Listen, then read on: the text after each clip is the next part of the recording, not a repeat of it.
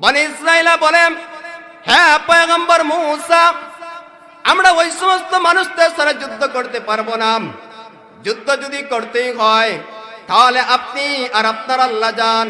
ইন্না গাউনা কাঈদুন, আমরা এখানে বসে পড়লাম।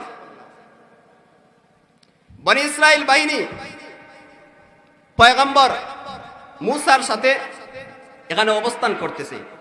সাগরের পার হইয়া যে ময়দান সামদেশের আগে, সেটা হচ্ছে তিহ ময়দান। এই তিহ ময়দানের মধ্যে তারা 40 বছর অবস্থান করছে, কিন্তু তারা ফেরাউনের ভয়ে তাদের সাথে কিছু নিয়ে যায় নাই, খাবার দাবার কিছু নেয় নাই, এমনকি পোশাকও নেয় নাই সাথে। শরীরের মধ্যে যে পোশাকটা ছিল ওই পোশাকই, অন্য কোনো অতিরিক্ত কোনো পোশাক নেয় নাই। আল্লাহ রব্বুল আলামিন মূসা কালিমুল্লাহ সম্মানার্থে তাদের জন্য জান্নাতি খাবার মান্না এবং সালওয়া পাঠাইলেন। শুধু তাই নয়, তাদেরকে আল্লাহ রব্বুল আলামিন তাদের শরীরের মধ্যে যেই পোশাকটা ছিল এটাকে আল্লাহ জান্নাতি পোশাক বানাইয়া দিলেন। কিভাবে বানাইয়া দিলেন? তাদের এই পোশাকটা আর ময়লা হয় না, দুর্গন্ধযুক্ত হয় না। আল্লাহ রব্বুল আলামিন এই পোশাকের সৌন্দর্য বর্ধিত করে দিলেন।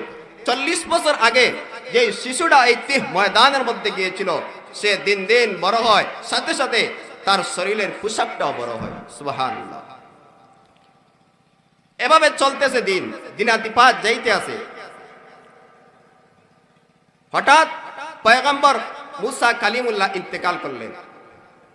3 বছরের ব্যবধানে মূসা কালিমুল্লাহ ইন্তেকাল করলেন এবং মূসা আলাইহিস সালাতু ওয়াস সালামের ভাই হযরত হারুন আলাইহিস সালাতু ওয়াস সালাম ইন্তেকাল করলেন।